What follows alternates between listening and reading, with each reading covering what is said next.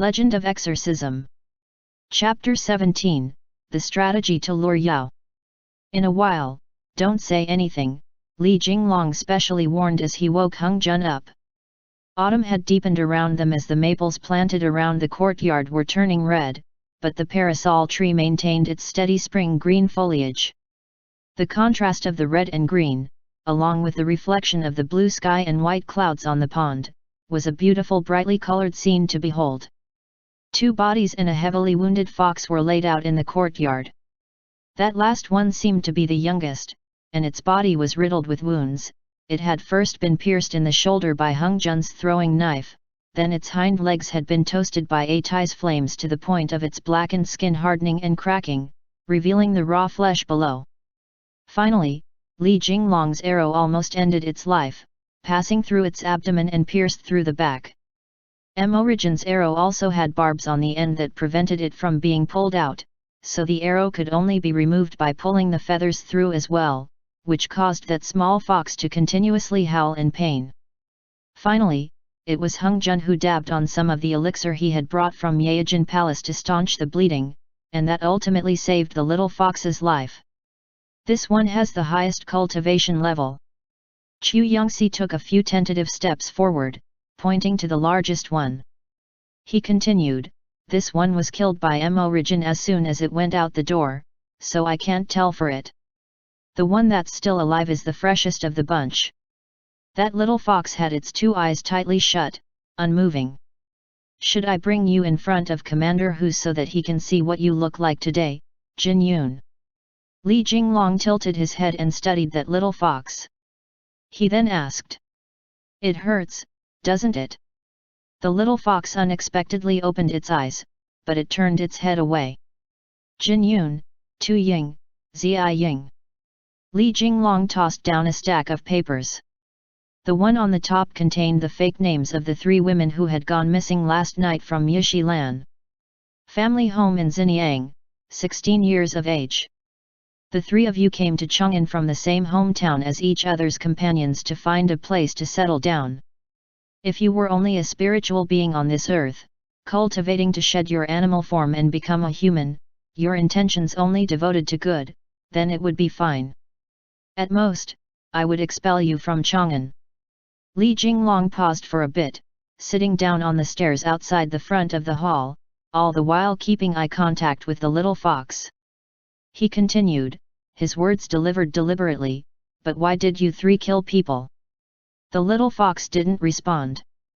"Who was the deceased?" Li Jinglong asked coldly.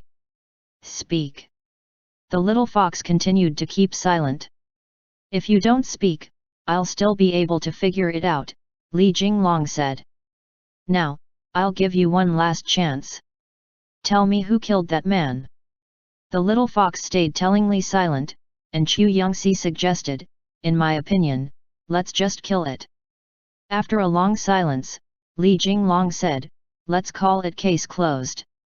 Yongxi, you write up the report, tomorrow morning I'll go turn it into Chancellor Yang. Today, let's hand over this fox to Hu Sheng along with an explanation of the events. I imagine he's already received his troops' reports from last night. As for the rest, let him deal with it on his own. In a bit we'll all head out on our separate duties, but first we should get this fox locked up."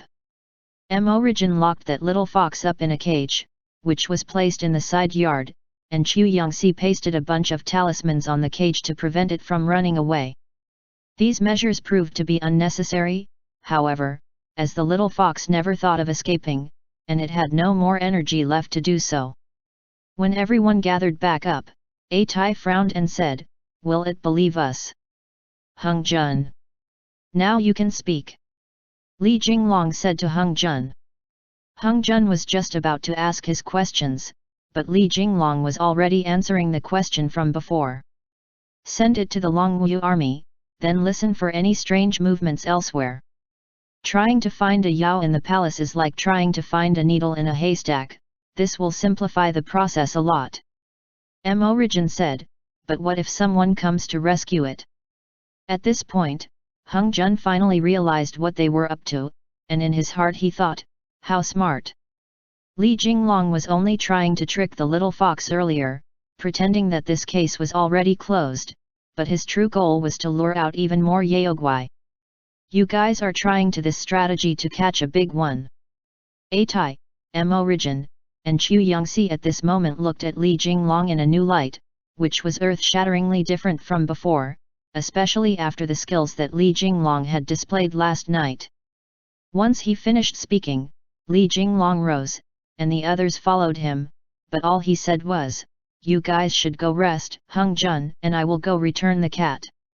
I'll go get some more Lihun pollen for everyone." Chu Yangxi smiled. Li Jinglong glanced at Chu Yangxi before nodding. He had Hung Jun hug the Shosi tightly, and the two of them left. As soon as the two of them walked away, the expressions of the other three changed. "Last night you guys didn't see," Mo Rijin said, "when the second three-tailed fox Yao appeared, he risked his own life to protect Hung Jun and the Longwu troops that rushed in. A civilian with this kind of courage is very uncommon." A Tai thought about it for a moment, pacing a little in the courtyard, before responding, "Maybe he really can defeat the Yao King." Chu Yangxi squatted under the eaves of the hallway as he protested, "Just with his performance in this case? Don't you guys think you're speaking a little too soon? I even thought of leaving a few days ago." A Tai said sadly, and he put his hands on his hips as he replied, "Do you guys know how disappointed I was? Ah! Can't I have some expectations in life? Talk Aryan sissy." The carp Yao had just woken up, and while looking through the fish food options on the side of the pond for something to eat, it asked, "You three were originally in one group?" The three of them had forgotten that the walls had ears, and in that moment they all froze. This time, they were in deep trouble. A Tai suddenly had an idea, and he said, "Zilong Xiang, what kind of fish do you like? I'll go buy you one." The carp Yao gobbled up the fish food and replied, "That won't be necessary, I need to practice abstinence for my cultivation. But my family's Hung Jun still needs a lot of guidance from you all. Today's words, I'll keep bottled away in my mind." Everyone let loose a sigh of relief at this point, before the carp Yao added, "But..." The three of them immediately felt their hearts leap into their throats again. Only to hear the carp Yao continue, "Everyone's so disorganized right now. If you can't work together to catch a fox, how are you going to defeat the Yao King in Chang'an?" Fish bro," A Tai said.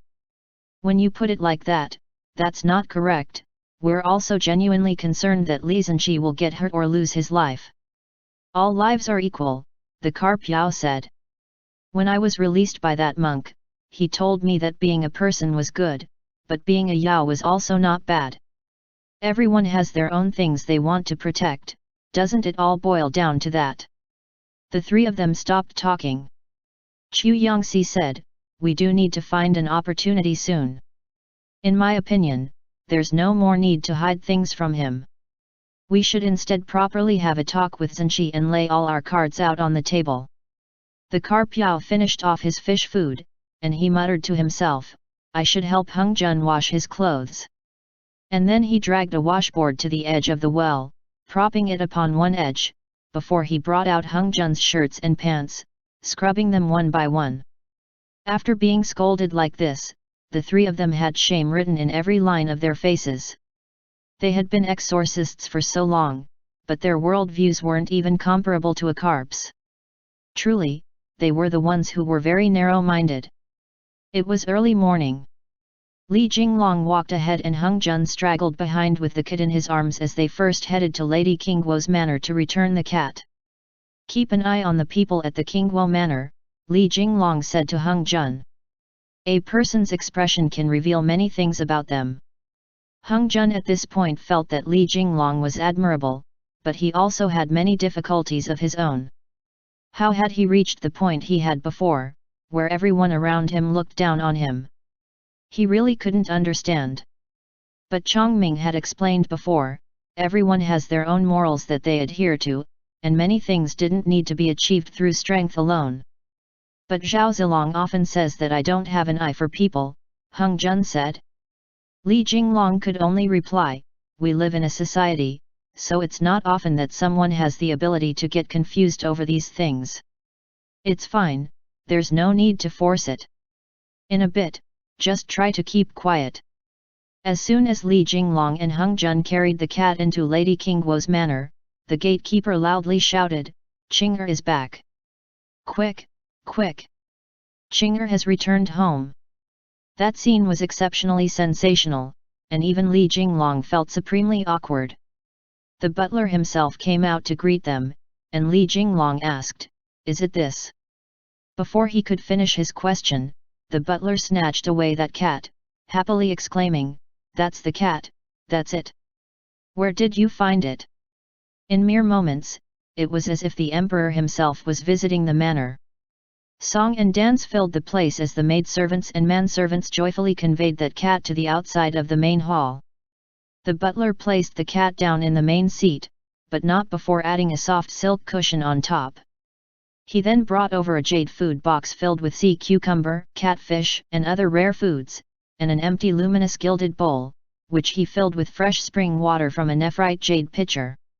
For the past 2 days at the exorcism department, that cat had disdainfully eaten nothing but marinade on rice, and as soon as it returned to the manor it began to inhale everything in its path. That cat's attitude now seemed completely different from the days before. "Hurry and kowtow to Captain Li!" the butler shouted. The servants gathered like clouds as they spread themselves out in rows, kowtowing 3 times. "Li Jinglong! He's Li Zhenji," Hung Jun explained for him. Li Jinglong's expression turned very ugly and he got up to leave, but the butler hurried and said, "The lady has gone to the palace, please wait for the lady to come back so that she can thank you personally."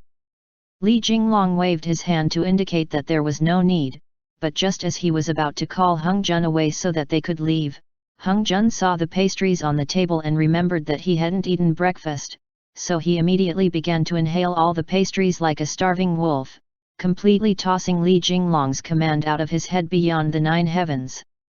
"So tasty, woo!" Hung Jun said as he drank some tea, and Li Jinglong could only say to the butler, "This is my subordinate. A dragon and phoenix amongst men. A dragon and phoenix amongst men." If it wasn't for his status, that butler would have also knelt and kowtowed to the 2 of them. He came up and tugged on Li Jinglong's hand, saying, "This time we must truly thank Li Zhenji from the bottom of our hearts, you have truly saved us this time, That butler was a sweet talker. A few days earlier, when Li Jinglong had come by and questioned them, he was barely willing to cooperate with him, and he hadn't thought that the cat would actually be found. Under the influence of such passionate emotions, he grew incoherent, which only served to jab deeper at Li Jinglong's greatest trauma. Li Jinglong's gaze swept over the manor, but he didn't see any maidservants looking shifty, or any people with weird expressions, so defeated, he chivied Hung Jun to eat faster. As soon as he was done eating they would leave. Hung Jun was currently drinking tea, and he motioned for Li Jinglong to wait a little bit. This was the first time he had had such tasty pastries, and he grabbed a few more.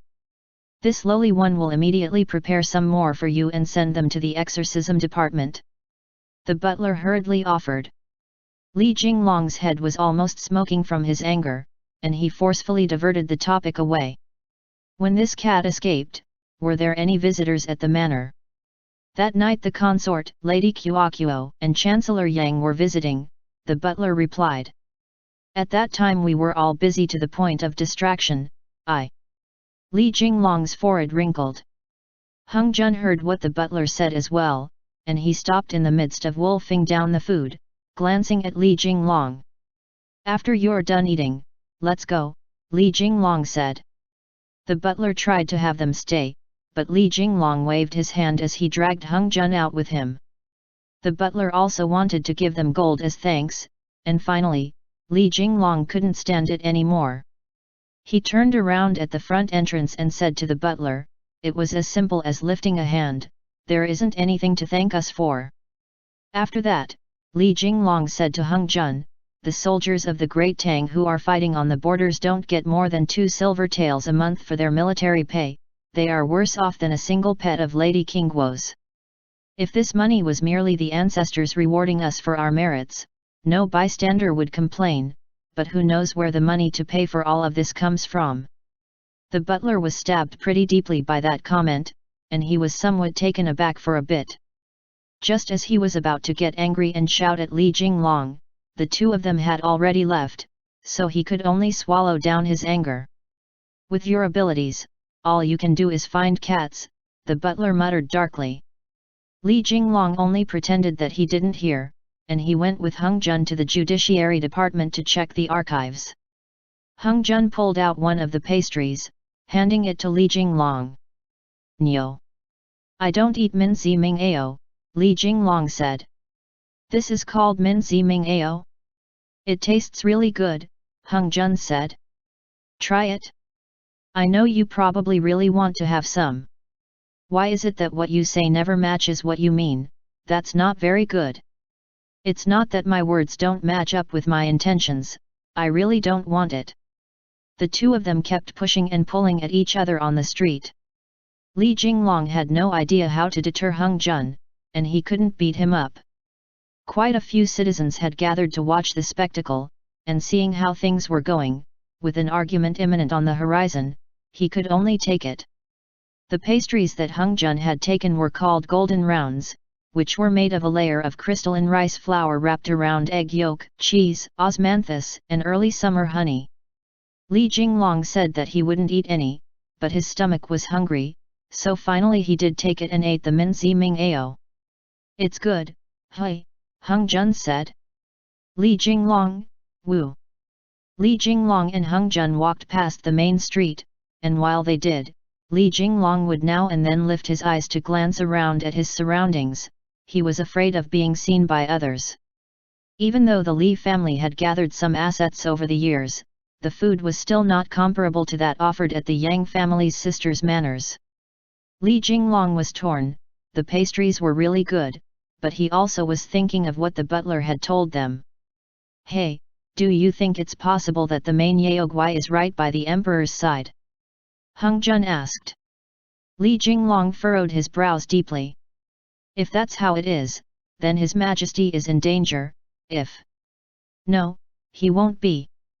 Hung Jun turned around, stopping in front of a small alley, before he said to Li Jinglong, "The Son of Heaven, when he is amongst the mortals, is under the protection and blessing of the North Star.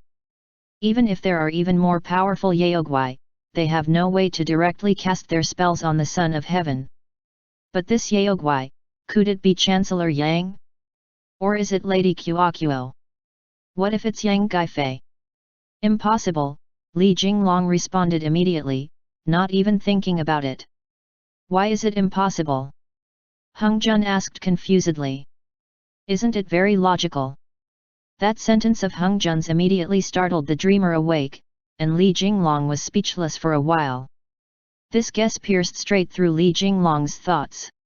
Chancellor Yang or the consort and her sisters, all trusted people around the monarch, could be Yaogwai. Li Jinglong looked at Hung Jun, before saying, "Let's go, why are you standing here without moving?" Hung Jun looked at the noodle stall next to him, before looking back to Li Jinglong. "Li Jinglong! Hung Jun, look at how good these noodles are. Zenchi, you don't want to have a taste?" Behind the counter, the stall owner was currently stretching out the noodles and dropping the golden yellow noodles into the pot, where they bubbled to the surface in the boiling water. After they were lifted from the pot, they were covered with a braised pig trotter, soybeans, dried tofu, and other toppings, before they were garnished with a handful of spices, and that heavenly scent permeated their noses. "Didn't you just eat some pastries?" Li Jinglong said. "Why are you hungry again?" He remembered Hung Jun's tactic just now in the manor, where he saw food and immediately refused to walk anymore, and he was also afraid that if he refused then he would bella ugh it, so he hurried to say, all right, eat. Li Jinglong ordered some noodles and sat down, which gave him a good opportunity to digest the ideas in his brain. When the two of them sat down, the air over Li Jinglong's head was filled with storm clouds. Thinking about it, that cat's movements seemed to be guiding them in a certain direction, too bad it couldn't open its mouth and tell them. Additionally, after breathing in the Lihun pollen, they all seemed to have forgotten many important things, so they could only try and guess. If there really was someone in the Yang family who was a Yao, this would be no small matter, and what if Yang Qiuzhong and his siblings were all Yaoguai? Li Jinglong didn't dare to think further along that train of thought, and as he was musing, his attention turned once again to Hung Jun. Hung Jun had already started on his third bowl. "Do you usually eat this much?" Li Jinglong asked. "I'm currently growing," Hung Jun said, confused. "What's wrong with me eating more? It's not like I'm eating your family's rice." Li Jinglong had no response to that. "In the coming days, come time for someone else to take care of you, the money they'd saved up won't be able to buy you enough food," Li Jinglong said stiffly as he turned his gaze away. "I'll take care of myself." Hung Jun was honest, and he added, "My dad gave me quite a bit of money. My goal is to try everything delicious all over the world, the food in the human realm is really too good." Human realm? Hung Jun realized that he had spoken carelessly, but Li Jinglong could read the atmosphere, so he let that misspoken line go. "You all have money." Li Jinglong counted out a few copper coins to prevent Hung Jun from eating more. He was afraid that if Hung Jun ate more, he would be too full. Hung Jun wanted to pay, but Li Jinglong didn't let him, saying, "You're all rich people, na 1 liang of pollen alone is 800 taels. Someone who isn't from a rich family wouldn't become an exorcist anyways." The 3,200 taels for the Lihun pollen were still a debt that had yet to be cleared, and he had spent all his savings on restoring the exorcism department. Now, with this meal of Hung Jun's, he was out at least another 2 days' worth of food expenses, and he could do nothing but wait for the next month's salary to be distributed. Li Jinglong's expression was one of great anxiety, but there was no good way to tell Hung Jun this, so he could only grit his teeth and bear it. He had 12 copper coins left. If he didn't go to any more restaurants in these few days and ate at the department instead, today was the 26th of the month, holding out until the 5th of the next month shouldn't be a big problem. This was Hung Jun's first visit to the Judiciary Department. Originally, he thought it was a temple, but he found out that it was actually just an ordinary government office. The officials came and went on their own duties in front of the main hall that loomed menacingly as an anguished cry came from somewhere deep inside.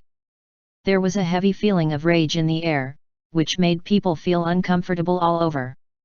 Logically speaking, when they found the body and caught the Yaoguai, this case should have come to a close, but Li Jinglong felt that the body that the Fox Yao had burned was a point of suspicion.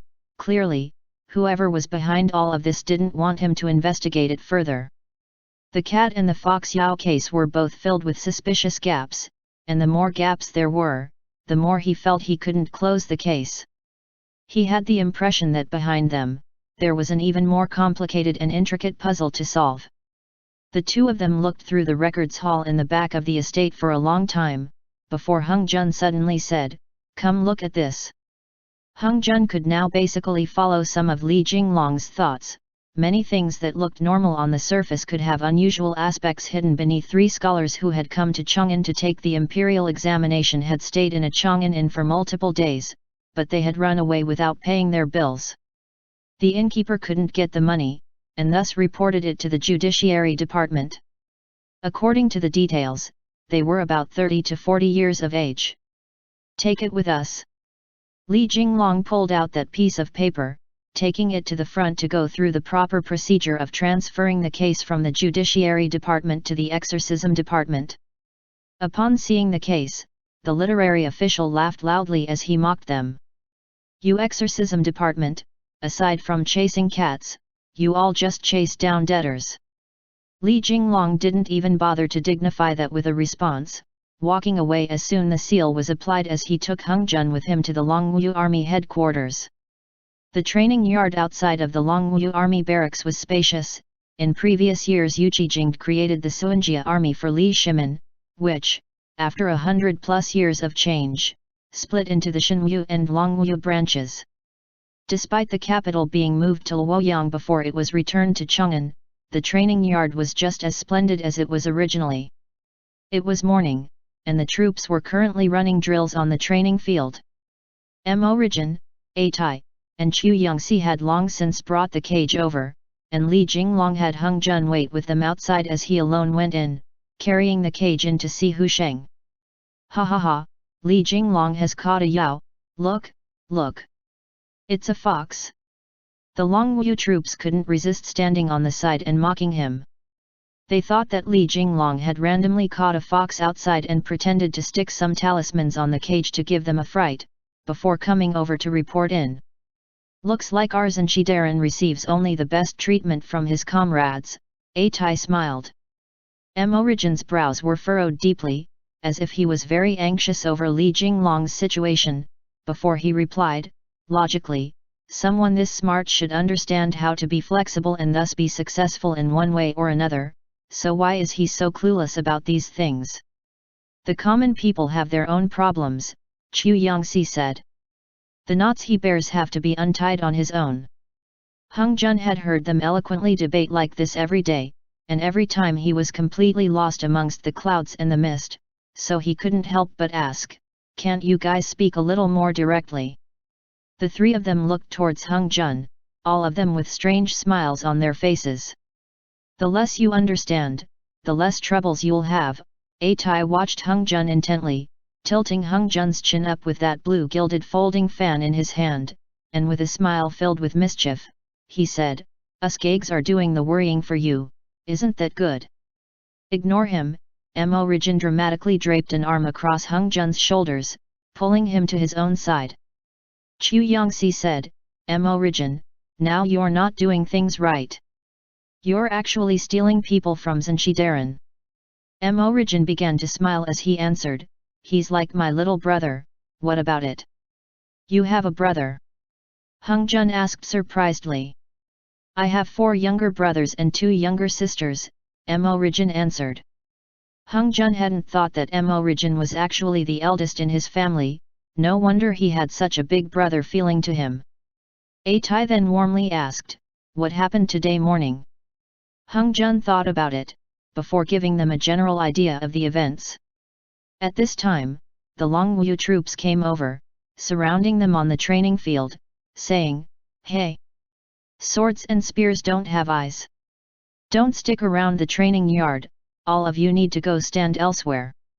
Hung Jun was wearing a random set of clothing that he had bought after getting to Chang'an, though A Tai's clothes were lavish, he was clearly a Hu person. Mo Rijin was wearing a hunter's outfit, and Chu Yangxi was dressed as a scholar. When the 4 of them stood together, no matter what, they looked weird. When they heard the words, all of them backed up a little, and presently the troops began to mock them as well, calling them Li Jinglong's freakish subordinates. These words roused a wave of jeering laughs, and anger flickered in Hung Jun's eyes, but as he took 2 steps forward, his shoulder was pressed down on by Mo Rijin. What are you doing? Chu Yangxi asked. Don't bother with outsiders' affairs, you two. But Mo Rijin didn't say anything. He just pulled out a copper coin and tossed it to A Tai, who caught it with a face full of suspicion. Mo Rijin picked up a longbow on the weapons rack, pulled out 3 arrows, hefted them, and then stood in the middle of the training field. At the same time, Li Jinglong had finished detailing the events of last night, and Hu Sheng's face was filled with thunderous fright. What you said is true? Hu Sheng asked. Li Jinglong answered, what, you think I corroborated stories with all the eyewitnesses from last night just to lie to you? Hu Sheng responded, but this is just unbelievable. You mean to say that this fox is actually one of the women from Yishilan?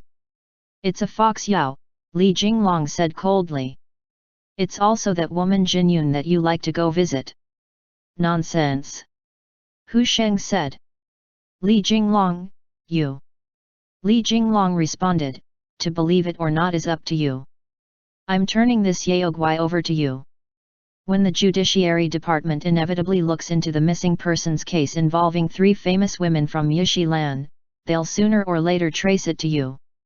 Hu Sheng suddenly realized a serious problem. He was intimate with Jin Yun, and though this incident hadn't spread as rumors yet, the old proprietress, the servants, and the women at Yishilan all saw him quite a few times, and Jin Yun usually would talk about him with other people as well. There were even scented sachets and other sundry items in her room that he gifted her, so inevitably he would become a suspect in the case. Li Jinglong's tactic here made it very difficult for him to advance or retreat. "All right, little General Fei," Hu Sheng instead began to smile, and he said, "Before, I really made light of you."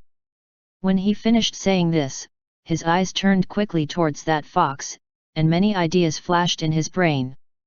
Though he didn't know what Li Jinglong's ultimate goals were, Jin Yun's disappearance was a fact that was set in stone, and as soon as the Judiciary Department investigated, he himself would be put under house arrest, making it difficult for him to escape.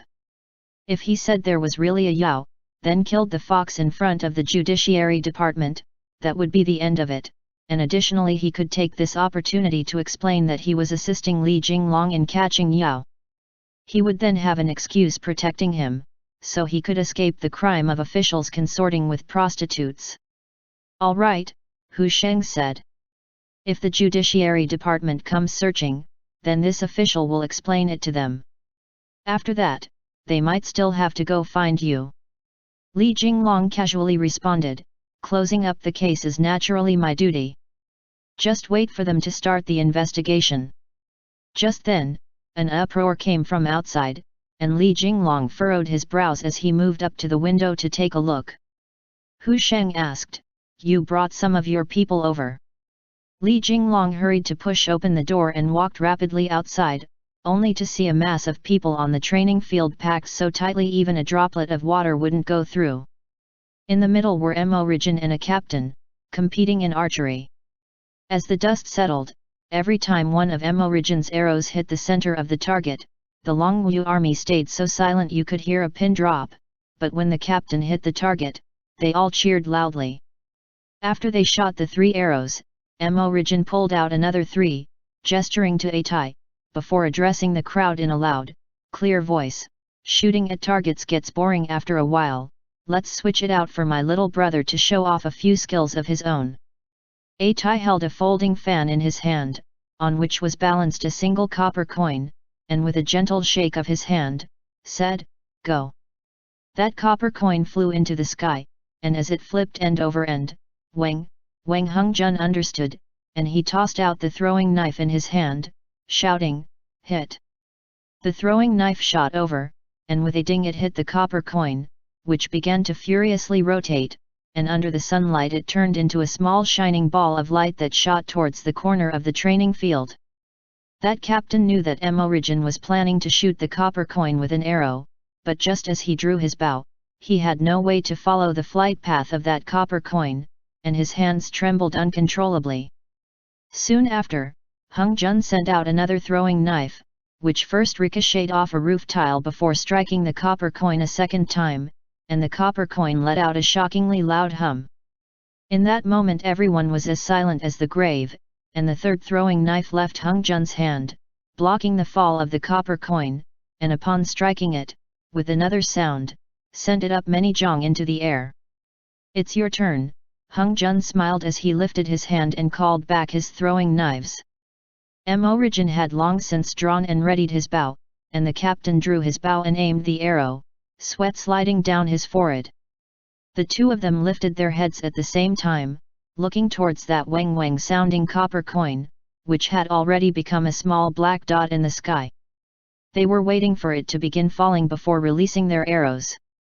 The copper coin flew higher and higher, and the corners of Mo Rijin's lips tilted upwards in a small smile, but just as he was about to draw his bow, an arrow flew in from the side, heading directly for it, piercing right through the square hole in the middle of the copper coin, bringing it straight down, and with a dang the arrow thunked into the corner of the training yard. The thousands of people gathered on the training yard all turned their heads at once, only to see Li Jinglong holding a longbow in his hand, standing shoulder to shoulder with Hu Sheng on the top of the steps to the yamen. "Let's go," Li Jinglong said. "How much meaning is there in having such a conceited contest of skill? His subordinates all put away their weapons and swaggered along behind Li Jinglong as they left. Li Jinglong's expression was conflicted, and the entire way back he didn't speak a single word. Even Hung Jun was feeling uneasy when they finally returned to the exorcism department, when Li Jinglong said to his gathered subordinates, "You all are exorcists. Your skills are naturally a cut above the rest. Is it very rewarding to win against them?" They all felt a little ashamed, but in their hearts they thought, wasn't it just to get back at them for what they said about you, but if you didn't want it, then whatever, you can deal with it on your own. Li Jinglong then said, "Starting tonight, we're going to stake out the Longwu army barracks to catch a big fish." "All right dash. I hear and obey dash." Chu Yongxi glanced at them, meaning look, they've applied the flattery at the wrong time, but Hung Jun just scratched his head and began to smile. That night, black clouds blanketed the sky, and after Li Jinglong filled them in on the events of the day, he brought them to the Longwu army barracks. End chapter. Legend of Exorcism. Chapter 18, Beijiao Palace. The exorcism department now had already gotten into the habit of taking afternoon naps until the evening and going about their errands at night, or as it was known, flipping day and night and living forever. Everyone couldn't stop yawning during the day, including Hung Jun, but when it got to about 9:30 at night, everyone was in high spirits. Chu Yongxi and Hung Jun were currently sitting on the tiled roof, since from there the entirety of the Longwu army was spread out beneath their eyes. A Tai was sitting outside of Hu Sheng's room, guarding it, while Mo Rijin was squatting on the wall of the backyard adjacent to Hu Sheng's room. During the night, Hu Sheng's room was still lit by a lamp. The Longwu army barracks housed many soldiers, and though Hu Sheng had an estate in the city proper, he still kept up the tradition of living and eating together with his subordinates. Tonight things were not as usual, and it was as if he was uneasy about something. He paced back and forth in his room as he glanced now and then at that cage covered in talismans. "Where did you come from?" Though Hu Sheng didn't believe that the small fox was Jin Yun, he saw that its wounds were deep, and it was truly a little pitiful. That small fox replied, "Commander Hu, let me go." Hu Sheng let out a loud wah filled with horror. Outside the room, Mo Rijin and A Tai both heard him, but just as they were moving to enter, Li Jinglong stood in the courtyard, gesturing for them not to go in and that everything was fine. "Wait here," Li Jinglong said quietly. "Unless it runs away, don't make any rash moves." After saying this, with the Fl Ying leap, Li Jinglong hopped onto the wall before running towards higher ground. You can speak." Hu Sheng seemed to be in a trance-like dream. Outside, a Longwu guard knocked on the door, asking, "Commander Hu?" Hu Sheng hurried to assure him that nothing was wrong, before sending off the guard and returning to stare consideringly at that small fox. That little fox's eyes filled with tears as it said quietly, "Commander Hu, I know you treated me well, I also once thought, if I wasn't a Yao." You. Hu Sheng kept backing up, his eyes filled with horror. "We three sisters were originally cultivating in Xinjiang." That little fox got a little closer to the side of the cage as it quietly continued. "I only wanted to see a little more of human society, so big sister and second sister took me to Chang'an. We've never hurt people, and we had no one to depend on, so we could only take up residence in Pingkong Li, but we never thought that even then, Li Jinglong still wouldn't let us go." "That slave didn't lie to me," Hu Sheng said, terrified. "You really are a Yao." "Commander Hu?" The fox Yao said. "Buddhism teaches us that humans who are virtuous will receive good karma. If you let me go, even if it takes me an entire lifetime, I will repay your life-saving debt. Do you still remember when we first met, that story that I told you?" Hu Sheng sucked in a deep breath, finally calming down. When the fox spoke of this, he remembered that night of the Ghost Festival 3 years ago, when he had first met Jin Yun as he was releasing lanterns by the Kushui Bridge. That night, Jin Yun had told him a story of a fox Yao and a scholar. Despite their compatibility, due to their different paths in life, they were tragically torn apart.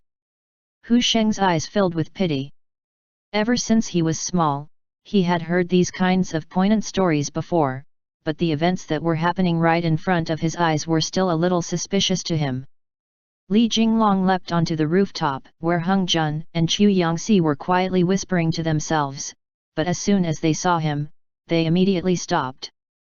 Li Jinglong looked at the two of them doubtfully since they were both acting mysteriously, but in reality just now, Hung Jun had been consulting Chu Yangxi on the things that usually happened in Pingkong Li as a 16-year-old youth. He was currently in his hot-blooded phase, and he was filled with curiosity over everything. The more Li Jinglong told Hung Jun to not ask any more, the more Hung Jun wanted to know the specifics, so Chu Yangxi greatly lowered his voice and told Hung Jun about all of it in gory detail. As Hung Jun listened, his face grew bright red. "Anything strange?" Li Jinglong asked. "No, nothing," Chu Yangxi hurried to respond. Hung Jun, his face red, also answered, "Nothing." The way the two of them looked, it seemed as if they were waiting for Li Jinglong to leave, but Li Jinglong sat down next to them instead. Hung Jun had a strange feeling of being caught red-handed and couldn't stop fidgeting. "Thank you for your hard work, brothers. Once this case is closed," Li Jinglong said, "we should all take a good break. We'll find a place and let you guys have some fun." Li Jinglong looked at Hung Jun and Chu Yangxi, and Hung Jun suddenly had a flash of inspiration as he said, "Just now, we were." Before he could finish the sentence, Chu Yangxi immediately interrupted. "Serving our country, as is our duty. How can we say that it's hard work?" In that moment, in the darkness, the ground swelled up, and a spine-like keel relentlessly drew closer to the Longwu army training field. When it arrived in front of the main hall, it slammed into the foundations with a dull do sound before it backed up a little, searching for another path. As it curled around, it snuck in from under the wall surrounding the yard.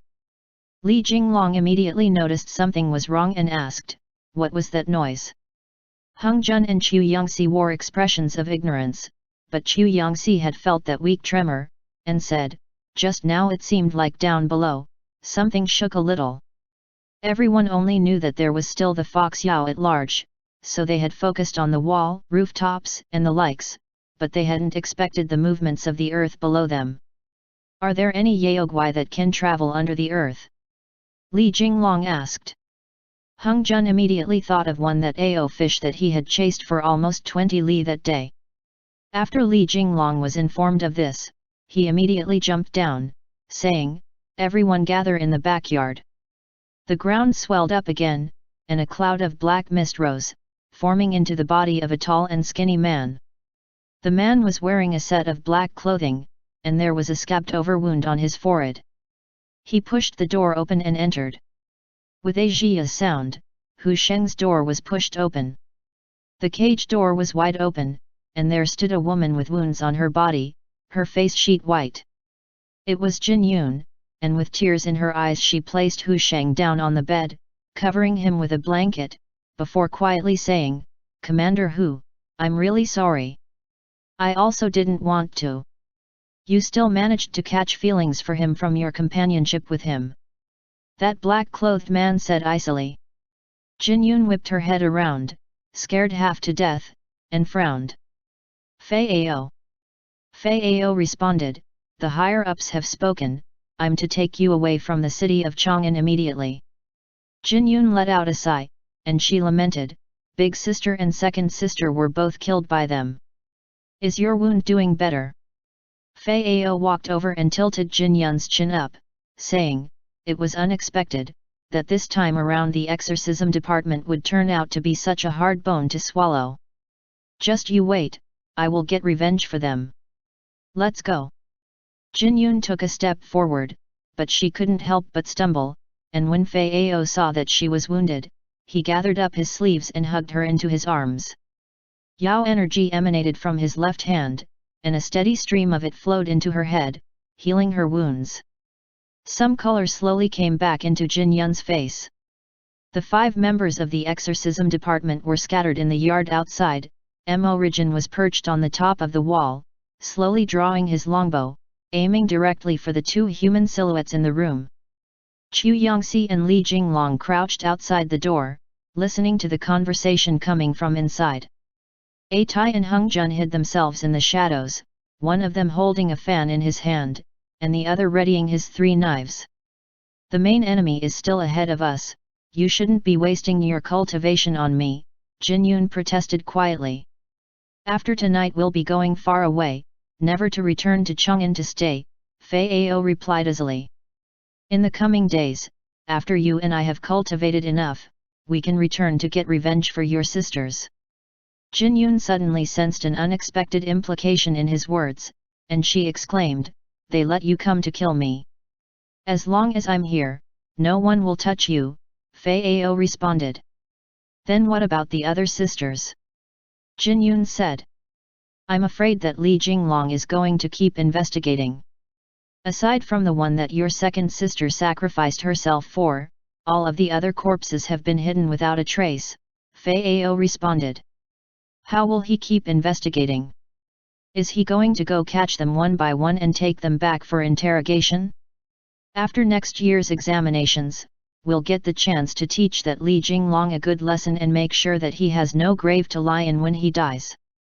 If he really dies just like this, it would be letting him off easy. Upon hearing these words, Chu Yangxi and Li Jinglong were both stunned. Li Jinglong's eyes were filled with horror, even as he lifted a hand to signal them, but didn't lower it in time. Just then Fei Ao, still hugging Jin Yun, had already pushed open the door. Taking a single step out, Li Jinglong hadn't even shouted for them to move, but Mo Rijin had already, very rapidly, let loose an arrow. Yet in that moment, Jin Yun had already sensed the danger and pushed Fei Ao to the side, taking the arrow and falling to the ground with a pained cry. Keep him here! Li Jinglong shouted. Fei Ao's reaction was almost instant. The moment Jin Yun was hit by the arrow, he knew that it was a trap, and with one hand dragging Jin Yun, he rushed out of the doorway.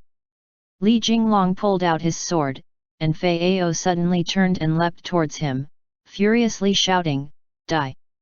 Everyone was alarmed, afraid that Li Jinglong could not defend against his attacks.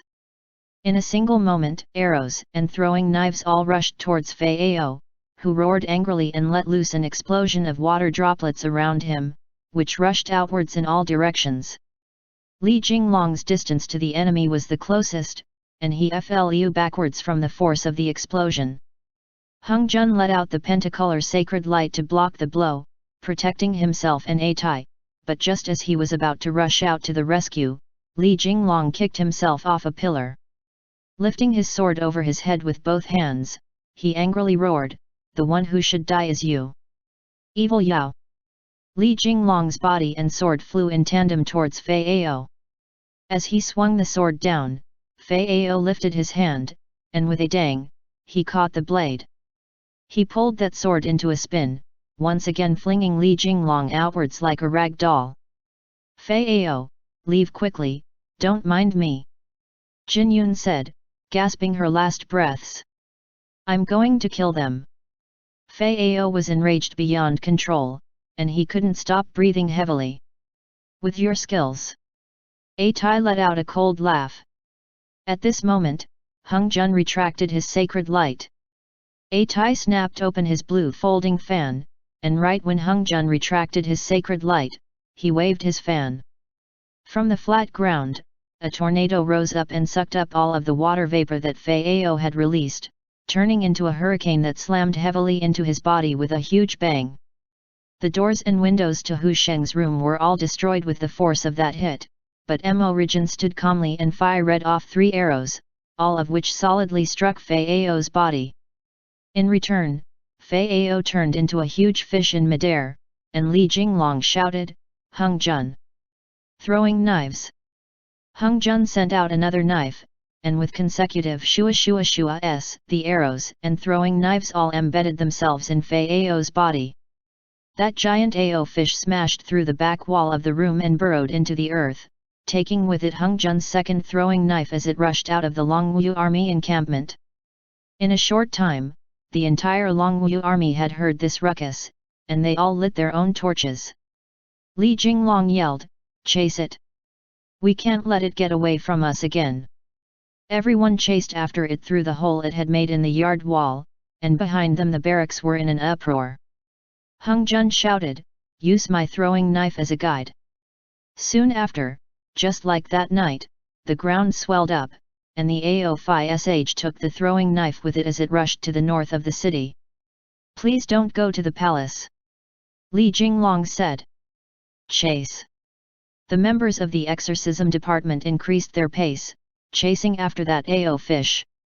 Hung Jun had yet to get back his FIRST throwing knife, and this time he vowed to not let it escape again. He threw out his grappling hook, easily leaping up to the rooftops, and Mo Rijin leapt up and followed behind him. A Tai waved his fan again, and a strong gust of wind blew past, which lifted him up onto the rooftop as well. Li Jinglong followed after them, and with a few steps, managed to hop on up. "You guys, wait for me!" Chu Yangxi shouted. Li Jinglong. Chu Yangxi was still climbing up the wall, but he couldn't make it after a few attempts, so Li Jinglong could only turn back and bodily pull him up. In that moment the three in front had already disappeared in who knows what direction, and Li Jinglong snapped impatiently, "Hurry up," as he sprinted forward. That AO5SH thankfully avoided the palace, heading further north of the city with the throwing knife still embedded in its flesh. Hung Jun loudly shouted, "It wants to leave the city.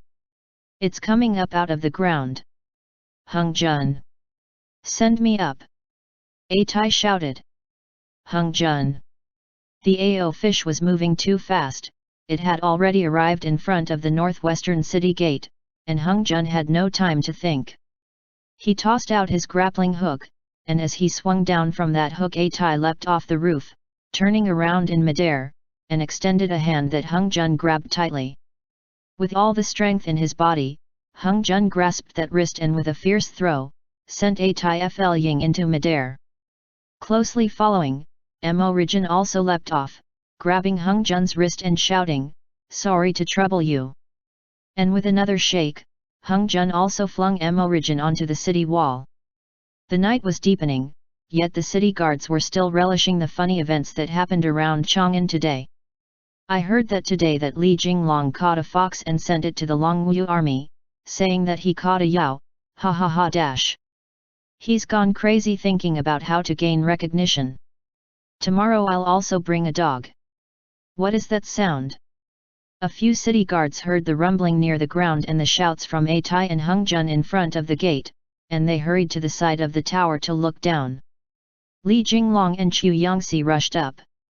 The AO fish broke through the ground, flying upwards. A Tai's body flew through the air just as that AO fish let loose a hoarse cry, flying towards him as it opened its bloody mouth. Just as he was about to be chomped into meat paste, A Tai pulled out the loot strapped to his back and said, "Get down there." Saying this, A Tai lifted up that barbed loot and smashed it down on that AO fish. Everyone! That blow was earth-shattering, creating a huge boom. In the moment that the loot smashed down, it was as if there was an explosion of sound waves, and the almost 3 jong long AO fish was slammed into the city wall. Dust and broken pieces of stone flew everywhere, and with a rumble, it fell towards the city exterior. "No way!" Hung Jun cried. "You really used it to smash him?" A Tai, Mo Rijin laughed loudly as he touched down on those flying bricks, drawing his bow and consecutively shooting 3 arrows into the 3 compound eyes. On that AO fish's forehead. The AO fish roared in pain, and when the arrows flew back on their own, they tore the eyeballs out of their sockets. Soon after, the AO fish sank into the ground outside the city wall. Just as Li Jinglong and Chu Yangxi rushed towards the gate, Li Jinglong shouted, "Quickly open the gate." In this instant, several gate guards were on the verge of a breakdown. Li Jinglong yelled, "Exorcism department business. If you don't open the gates, you'll be the ones to answer for it later." The gate guards hurried to open the door, but Li Jinglong had no time to spare on idle chatter as he dragged a panting Chu Yangxi with him beyond the wall. "Where are the horses?" Li Jinglong looked around in all directions. "Where is the Yaoguai?" Mo was also looking in all directions from the shadows he was in. Li Jinglong pointed further to the north, indicating that it had escaped in that direction. "A Tai, you're so strong!" Hung Jun gasped in astonishment. A Tai said humbly, No, I'm not as powerful as you, little brother." No, your magic is so powerful." Hung Jun was now wholeheartedly idolizing A Tai, especially that move with that lute. "Our A Tai is the archmage of the eastern regions." Chu Yangxi hurried to add. "Enough from you." A Tai said, "Chu Yangxi, aside from watching us monkeying around these days, what else have you done? It's about time for you to show off your skills a little." Chu Yangxi said, "I really can't. Stop idly chatting." Li Jinglong said impatiently. "Get over here. We've found the horses." Mo and Li Jinglong brought over some steeds. Hung Jun originally was disappointed that the Yaoguai was going to escape again with his second throwing knife, but there were actually horses prepared outside of the city. Everyone mounted their horse, following the road as they chased behind the Yaoguai. Li Jinglong pulled out his sword and pointed it to the north, and the sword began to shine. "Why are there horses?" Hung Jun asked curiously. "They were prepared in the afternoon," Li Jinglong answered. "North, south, east, west, each of the 4 gates had horses prepared to go. The war horses galloped along in the dark night along the northward road, and the sword shone brighter and brighter. That Ao fish had been injured heavily, so its speed dropped drastically as it slithered through the harvested fields of wheat, rushing towards the mountain ridge to the north. This sword really can sense your throwing knives." With one hand Li Jinglong held therein, and in his other was the sword, glowing with a brilliant light and illuminating their path forward. Chu Yangxi said, "Maybe it's made of the same kind of material. Artifacts made in the same batch often will have resonance effects." Everyone reined their horses to a stop in front of Daming Palace, and Li Jinglong was quite distressed by this development. His forehead wrinkled into a knot, but the light from the body of the sword was as steady as ever that Yaoguai had entered Daming Palace. "Storm it?" Mo asked. "Storm it," Li Jinglong said. Hung Jun threw out his grappling hook, flipping over the wall surrounding the palace that was multiple zhang high, and everyone followed after to sneak in. Even though Daming Palace was one of Li Longji's residential palaces, it was much less favored than Xingqing Palace. Usually, Li Longji rarely came here, since the palace was outside the Chang'an city limits, so there were only a few hundred servants looking after it. Li Jinglong indicated that his subordinates should follow him, and they swiftly snuck towards the halls. The people in the palace had long since gone to sleep, and a thin sheen of moonlight washed over the place, turning it into a pure and melancholy scene. The body of the sword glowed brighter and brighter, and the autumn wind blew through the gauzy curtains as broken cries issued from the courtyard in the back hall. Fei Ao clutched a dead small fox as he knelt in the courtyard, grieving his heart out and letting out hoarse sobs. "Why did you die like this?" Fei Ao sobbed. When Hung Jun heard this crying, his nose burned with emotion. Mo seemed to have guessed his sentiment, and with one hand, he pressed gently down on his shoulder. Li Jinglong said quietly, "In a bit, everyone, please use your best techniques, don't keep them hidden anymore. Especially you, Chu Yangxi." Chu Yangxi could only smile a little. "And," Li Jinglong added, "try to keep him alive. We need to take him back for interrogation so that we can take down our enemies as quickly as possible. Don't destroy too much." Everyone let out an N of agreement as Li Jinglong mulled things over again. He was, in the end, a non-human being, and if he harmed humans that would be even worse, so he amended, "Well, do what you need to do, and forget that I said those words just now." Right after, he made a hand gesture, and everyone dispersed, scattering to the 4 corners of the back hall courtyard. Li Jinglong lifted his sword and walked into the courtyard. Hung Jun, Mo Rijin, and the rest of them all anxiously watched Li Jinglong. Hung Jun furrowed his brows. Every time, it was Li Jinglong who went to lure out the enemies, which was really too dangerous. Sticking out of Fei Ao's back was Hung Jun's throwing knife, still letting out flashes of bright light.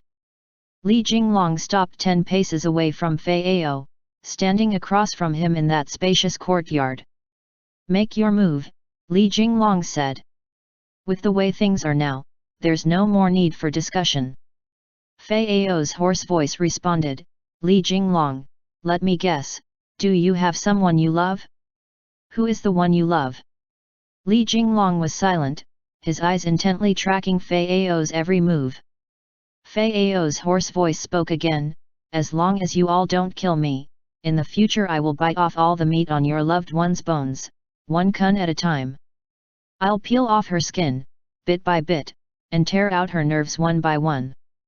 There will be a day where I use her tendons to strangle your neck." Fei Ao raised his head, and when he looked at Li Jinglong, Hung Jun, who was closely watching it from afar, couldn't help but shudder a little. This was the first time he had seen such deep rage and animosity in a Yao's eyes, and it almost looked like it would shoot black energy out. Fei Ao opened his mouth, and his facial structure suddenly changed, revealing a mouth full of sharp teeth. Li Jinglong tightly grasped his sword and responded, "Such a pity, I think you won't live to see such a day. Even if I die in your hands today," Fei Ao vowed hoarsely, "there will still be someone to help me achieve this bloody revenge. Go!" Chu Yangxi suddenly shouted. No one had expected that before Li Jinglong had even issued a command, Chu Yangxi would be the one to open his mouth. Hung Jun was also afraid that Li Jinglong wouldn't be able to fend off Fei Ao's desperate blow, so he set off a throwing knife with a shua. As expected, countless glinting teeth shot out of Fei Ao's throat, and Li Jinglong leaned back in retreat. The throwing knife horizontally swept past, blocking the wickedly sharp teeth that flew out like a storm off flower petals in spring. The throwing knife brushed them aside, knocking those sharpened teeth away in all 4 directions with a series of clanks. Hung Jun shouted, "Li Jinglong!" This time, Li Jinglong had been long since prepared. He whipped his body back to avoid being caught by Fei Ao again as everyone released their attacks, but Fei Ao actually managed to faint, and he turned and rushed to the back hall of Daming Palace. Mo Rijin in that instant sent out his 7-nailed arrows at once, which turned around in midair and followed Fei Ao into the palace. Hung Jun and Atai had already run after him in pursuit. "Wait!" Li Jinglong wanted to shout, but Chu Yangxi loudly said, "Hung Jun's magical artifact is the one that is best suited for fighting, so no need to worry about him. Zhenqi, let's go." Li Jinglong, Chu Yangxi, and Mo Rijin immediately followed. The wooden door, which had been first destroyed by that Ao fish, was then struck by an unknown something and let out a huge bang. Closely after, Atai, with his fan in hand and the rings on his other shining with strong red, blue, yellow, and green lights all at the same time, slammed his palm into the ground. With a loud hong, the ground began to shake, and the entire back hall of the palace jumped up due to Atai's magic. That Ao fish had no way to dive back underground, so it turned its maw to Atai to bite him, but right then, Hung Jun had already blocked in front of Atai. With a shake, the pentacolor sacred light, like an impenetrable powerful shield, parried the blow. In the instant that blow hit, Hung Jun angrily roared, "Fuck off!" The moment the Ao fish slammed into the pentacolor sacred light, there was an explosion of energy, throwing it straight back. That huge Ao fish tumbled around in the middle of the hall, knocking over countless pieces of furniture and ceramics. The ruckus alerted the guards outside, who now came running in to investigate, and the place was filled with shouting. "You guys!" Li Jinglong rushed into the hall, and upon seeing the mess on the floor, wondered how much money they'd have to pay in compensation. He hurried and shouted, "Lure it out to fight." "I'll do my best." Hung Jun shouted, and he shot up front, Mo Rijin following just behind. As he ran, with a flourish he called back his 7-nailed arrows. Collecting them up in a bundle, he knocked them all on his bow, where they let out thousands of rays of light. With one hand, Hung Jun held the jade peacock plume as he hefted the pentacolor sacred light, and with his other hand he swung his fingers down like a sword. The throwing knives flew like meteorites towards that Ao fish, just as A Tai waved his fan 3 times, and 3 tornadoes imbued with the power of lightning, frost, and flying sand respectively rose. The interior of the back hall had been wrecked by the flailing about of the Ao fish, and just as it was about to smash through another wall and escape to a side palace, Origin's arrows finally left the bow as he shouted, "Retreat!" Hung Jun was at the front blocking the Ao fish's rampage, and when he heard the cry he took a step back, where Li Jinglong managed to grab him by his collar and tug him back. The 7-nailed arrows gathered into a single bundle shining with harsh light, whistling as they shot through a pillar, hitting the Ao fish and piercing its abdomen. The 3 cyclones followed after, and with the collapse of another wall, smashed the Ao fish through the wall and out into the plaza outside the back hall of Daming Palace. End chapter.